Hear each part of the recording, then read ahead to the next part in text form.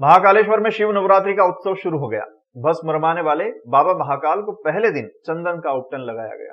आज बाबा को दोपहर 2 बजे भोग आरती और 3 बजे संध्या पूजा के बाद भगवान को नवीन वस्त्र धारण कराए गए। शिव नवरात्रि के पहले दिन भगवान को 16 दुपट्टा व जलधारा पर मेखला धारण कराने के साथ रजत आभूषण से श्रृंगारित किया गया। दरअसल ज्योतिर्लिंग महाकाल मंदिर में शुक्रवार से शिव नवरात्रि की शुरुआत हो गई है। पुजारियों ने भगवान महाकाल को चंदन का उपटन लगाकर दूल्हा बनाया, नवीन वस्त्र धारण कराकर आरती की। इसके साथ ही अब 9 दिनों तक भगवान का विभिन्न रूपों में श्रृंगार किया जाएगा। 11 ब्राह्मण ने किया भगवान का अभिषेक। शिव नवरात्रि के पहले दिन नैवेद्य कक्ष में भगवान चंद्रमौलेश्वर का पूजन और कोटि तीर्थ के समीप स्थित भगवान कोटेश्वर व रामेश्वर महादेव का अभिषेक पूजन किया गया।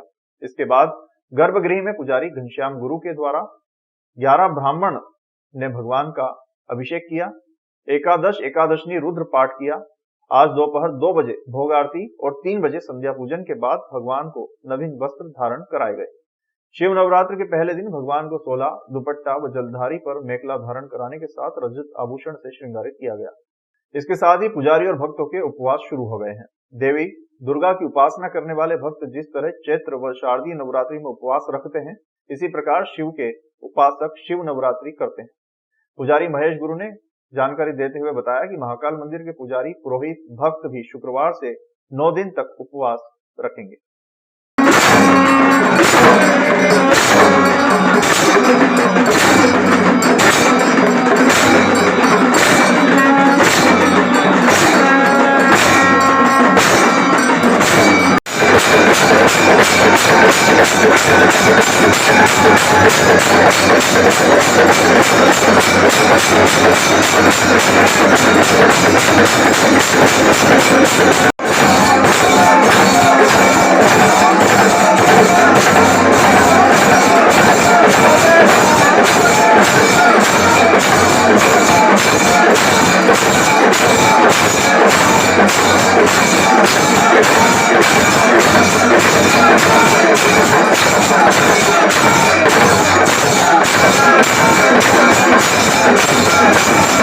ये शिव विवाह का समय है भगवान के, और आज से भगवान को जो है केसर युक्त चंदन से उपटन का लेपन करके भगवान का भांग श्रृंगार करके असंख्य रुद्राक्षों का अर्पण करके भगवान का श्रृंगार किया गया।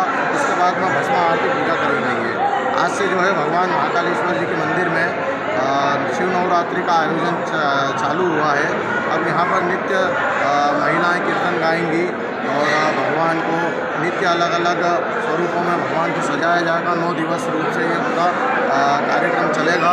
जिस प्रकार से हम लोग एक हमारे घर में जैसे शादी होती है, उस प्रकार से भगवान का मंदिर जो है पूरा 9 दिवसीय रूप से सजेगा। और इसमें समस्त भक्तगण अपने अपने ज्ञान अनुसार, अपने अपने श्रद्धा अनुसार जो भी उनसे जो भी उनकी श्रद्धा रहती है, उस प्रकार से वो भगवान को अपना भक्ति अर्पण करते हैं। शिव ज्योति अर्पण कार्यक्रम के तहत उज्जैन के क्षिप्रा तट पर महाशिवरात्रि यानी 18 फरवरी के दिन 21 लाख दीपों का प्रज्वलन कर गिनीज वर्ल्ड रिकॉर्ड स्थापित किया जाएगा। शिव ज्योति अर्पण कार्यक्रम की तैयारी के सिलसिले में कलेक्टर कुमार पुरुषोत्तम ने प्रशासनिक अमले के साथ क्षिप्रा तट के रामघाट एवं दत्त अखाड़ा क्षेत्र का निरीक्षण किया है। निरीक्षण के दौरान स्मार्ट सिटी के मुख्य कार्यपालन अधिकारी एवं शिव ज्योति अर्पण कार्यक्रम के नोडल अधिकारी आशीष पाठक ने गत वर्ष की गई व्यवस्थाओं एवं वर्तमान तैयारियों के बारे में विस्तार से जानकारी दी। स्मार्ट सिटी सीईओ पाठक ने दीपों के लिए घाटों पर बनाए जाने वाले ब्लॉक्स एवं रामघाट पर बनने वाले मुख्य मंच तथा अन्य व्यवस्थाओं के संबंध में बताया। कलेक्टर कुमार पुरुषोत्तम ने निर्देश दिए कि क्षिप्रा के दोनों ओर के घाटों पर रोशनी करने के लिए अभी से नगर निगम द्वारा व्यवस्था की जाए। साथ ही उन्होंने घाटों की साफ सफाई एवं रंगाई पुताई के लिए भी कहा। शिव ज्योति अर्पण कार्यक्रम के लिए लगने वाले वॉलंटियर्स एवं शासकीय अमले के ड्यूटी ऑर्डर भी 13 फरवरी तक जारी करने के लिए कहा गया है। निरीक्षण के दौरान नगर निगम आयुक्त रोशन कुमार सिंह, एडीएम संतोष टेगोर, एसडीएम वीरेंद्र सिंह दांगी एवं नगर निगम के अधिकारी मौजूद थे। देखिए, उज्जैन तो बाबा महाकाल की नगरी है और शिवरात्रि यहाँ बहुत धूमधाम से मनाई जाती है। लेकिन हम लोगों के मन में विचार आया कि अगर महाशिवरात्रि का नाम हो तो लोगों को पूरे विश्व में कहीं भी महाशिवरात्रि की बात आए तो उज्जैन याद आए। तो इसलिए ये परिकल्पना पिछले साल भी शुरू की गई थी। इस साल लक्ष्य ये है कि 21 लाख दीपक बाबा महाकाल के चरणों में श्रद्धा सुमन के रूप में अर्पित किए जाएं, और इसीलिए राम घाट पे और बाकी जो घाट है उस पर तैयारी की जा रही है। बहुत व्यापक लक्ष्य है, ये बड़ा लक्ष्य है, लेकिन तैयारियां भी व्यापक है। और सबसे बड़ी बात ये है कि हमारा जो आयोजन है वो, आपको मालूम है कि अयोध्या में भी भव्य आयोजन हुआ था भगवान राम की नगरी में। हमारा आयोजन थोड़ा अलग इसलिए है कि हमारा आयोजन लोगों के जन सहयोग से है। हम लोगों की भागीदारी सुनिश्चित करके ये दीपोत्सव कार्यक्रम कर रहे हैं, जो हमारी पहचान भी है मध्य प्रदेश की और मालवा की। तो निश्चित तौर पे हम उस लक्ष्य को प्राप्त करेंगे।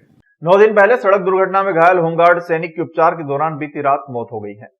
पुलिस ने मामला दर्ज कर पोस्टमार्टम कराया है। अज्ञात वाहन की तलाश की जा रही है। शंकरपुर पंचकुला क्षेत्र में रहने वाला महेश पिता शंकरलाल मारू 42 वर्ष होमगार्ड सैनिक था और खनिज विभाग में पदस्थ था। 1 फरवरी को वो ड्यूटी खत्म होने के बाद बाइक से घर लौट रहा था। विक्रमनगर में तेज रफ्तार से आए अज्ञात वाहन ने होमगार्ड सैनिक की बाइक को टक्कर मार दी थी। दुर्घटना में सैनिक गंभीर रूप से घायल हो गया था। मौके से वाहन चालक भाग निकला। लोगों की मदद से सैनिक को जिला अस्पताल पहुंचाया गया, जहां से परिजन उसे निजी अस्पताल लेकर गए थे। कुछ दिन उपचार के बाद सैनिक को दोबारा से दूसरे निजी अस्पताल लाया गया, जहां चल रहे उपचार के दौरान बीती रात सैनिक ने दम तोड़ दिया। आज सुबह पुलिस ने मामले में मर्ग कायम कर पोस्टमार्टम करवाया है। मृतक सैनिक 3 बच्चों का पिता है। 2 फरवरी को वो एडमिट थे हॉस्पिटल में और आज उनकी मौत हो गई सुबह 4 बजे। एक्सीडेंट हुआ था आपके विक्रम नगर के, वहाँ विक्रम नगर रेलवे स्टेशन के फ्रंट में। ड्यूटी से घर जा रहे थे तो बाइक या तो कोई गाड़ी ठोक के गया या फिर अपने आप गिरे, इसकी जानकारी है नहीं मेरे पास। उज्जैन जिले के गांव नरबर में रहने वाले किसान की सड़क हादसे में मौत हो गई है। परिजन ने जानकारी देते हुए बताया कि मृतक का नाम राम प्रसाद राठौर है, जिसकी उम्र लगभग 67 वर्ष है। किसान सब्जी बेचकर अपने घर नरवर आ रहा था, तभी रास्ते में सड़क हादसा हुआ, जिसमें वो गंभीर रूप से घायल हो गया। उपचार के लिए उसे उज्जैन के निजी चिकित्सालय लाया गया, जहां उसकी मौत हो गई। शुक्रवार को जिला चिकित्सालय में शव का पोस्टमार्टम करवाया गया है। वहीं थाना नरवर पुलिस ने मर्ग कायम कर जांच शुरू कर दी है। घर पे जा रहे थे तो रास्ते में एक्सीडेंट हुआ। आलू बेच के जा रहे थे और खेत मतलब नरवर से घर ही आ रहे थे, रास्ते में हो गया। वो उज्जैन लाया, फिर संजीवनी हॉस्पिटल, वहाँ पे 4:30 तक 5 तक ठीक रहे, फिर मौत हो गई। भोपाल उज्जैन स्पेशल सहित कई ट्रेनें निरस्त की गई है। साथ ही 58 ट्रेन का मार्ग बदला गया है। पश्चिम रेलवे रतलाम मंडल के इंदौर देवास उज्जैन खंड के दोहरीकरण के तहत कड़छा बड़ले स्टेशनों के मध्य दोहरीकरण कार्य किया जाना है, जिसके लिए प्रस्तावित ब्लॉक के कारण रतलाम मंडल की ट्रेनें प्रभावित होंगी। 26 ट्रेनें 18 से 23 फरवरी तक निरस्त रहेंगी। वहीं 58 ट्रेनों का मार्ग परिवर्तित किया गया है। परिवर्तन मार्ग यानी इंदौर फतेहाबाद उज्जैन से चलने वाली ट्रेनें 10 से 23 फरवरी तक श्री माता वैष्णो देवी कटरा से चलने वाली गाड़ी संख्या 12920 Shri Mata Vaishno Devi Katra doctor Ambedkar Nagar express via Ujjain Fatehabad Indore चलेगी। 15 से 22 फरवरी तक नागपुर से चलने वाली गाड़ी संख्या 12924 Nagpur doctor Ambedkar Nagar express via Ujjain Fatehabad Indore चलेगी। 12 एवं 19 फरवरी को कामाख्या से चलने वाली गाड़ी संख्या 19306 Kamakhya doctor Ambedkar Nagar express via Ujjain Fatehabad Indore चलेगी। 17 फरवरी को चंडीगढ़ से चलने वाली गाड़ी संख्या 19308 चंडीगढ़ इंदौर एक्सप्रेस वाया उज्जैन फतेहाबाद इंदौर चलेगी। कुल 58 ट्रेनों का मार्ग बदला गया है।